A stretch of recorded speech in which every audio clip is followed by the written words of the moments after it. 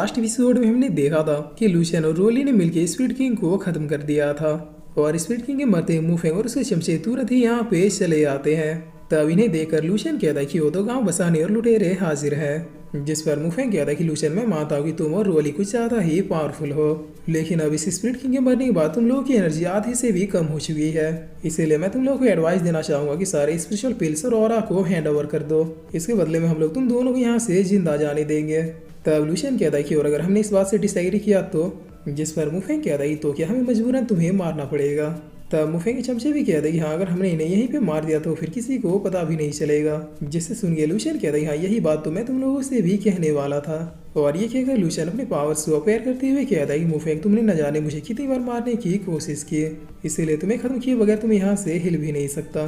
तब मुफेंग कहता है कि अगर ऐसी बात है तो फिर चलो देख ही लेते हैं कि आखिर कौन किसे मारता है। और ये कहकर मुफेंग अपने लोगों को ऑर्डर देता है जाओ लूशियन को खत्म कर दो। जिस पर लूशियन उस रेड क्रिस्टल के टुकड़े को निकालते हुए कहता है कि क्या तुम लोगों को ये लग रहा है कि मैं तुम लोगों के लिए रेडी नहीं था। और ये कहकर लूशियन फिर से एक स्पेशल स्पेल को क्रिएट कर देता है।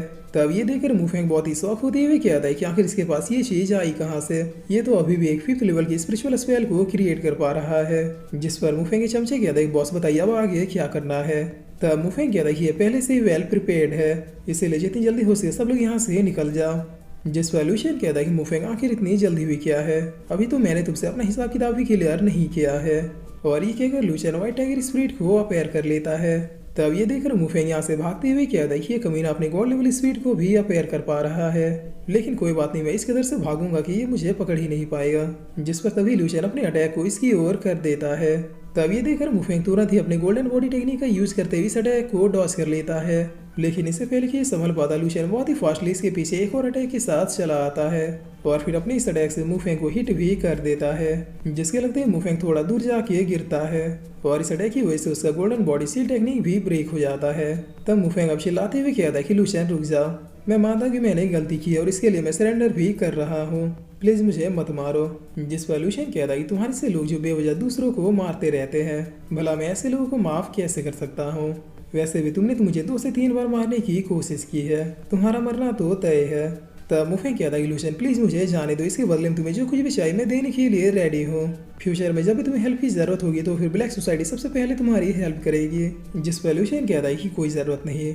तब मुफेंग तुरंत ही एक अटैक को क्रिएट करते हुए कहता है कि तुम्हारी तो मैं। जिस पर लूशियन इसके आने से पहले इसके फेस में एक पंच चिपका देता है और फिर मुफेंग से कहता है कि चलो अब इस खेल को खत्म करते हैं। जिस पर लूशियन अब अपने पावर से यूज करते हुए इसमें मुफेंग को जला देता है।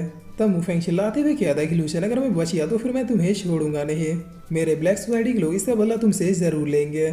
जिस पर लूशियन कहता है ठीक है, मैं उन लोगों का वेट करूंगा।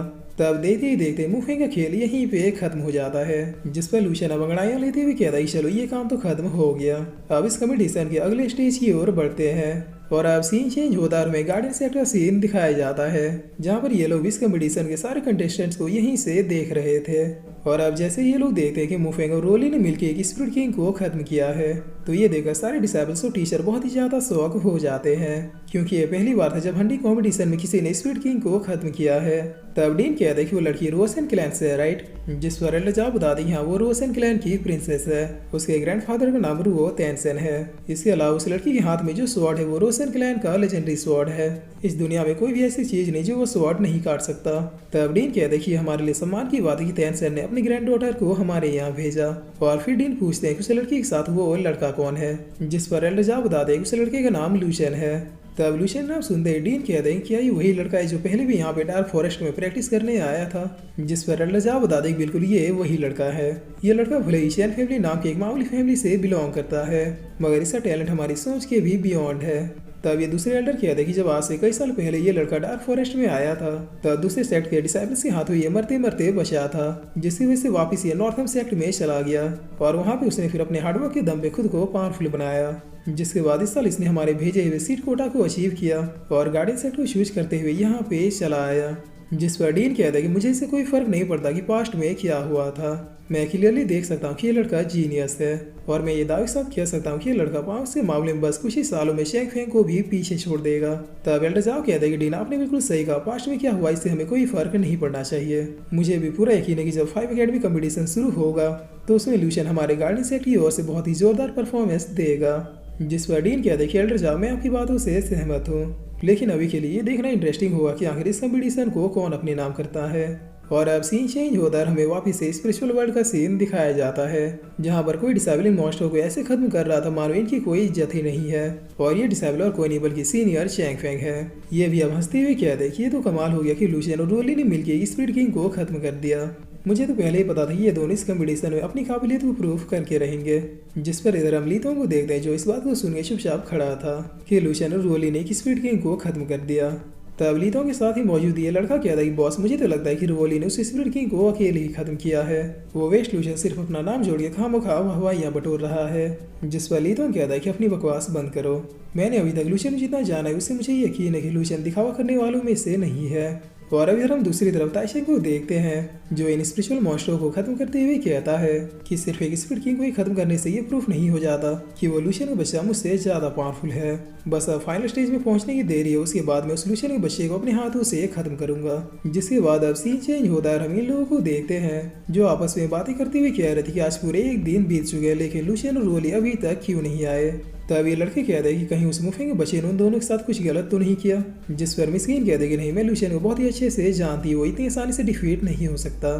तब वांग तो आप बहुत ही चिढ़ते हुए कहता है कि मैं और ज्यादा वेट नहीं कर सकता, मैं वापस जा रहा हूँ उन्हें देखने के लिए। जिस पर तभी लुशियन झाड़ियों से निकलते हुए कहता है कि तुम इतनी जल्दबाजी में कहाँ जा रहे हो।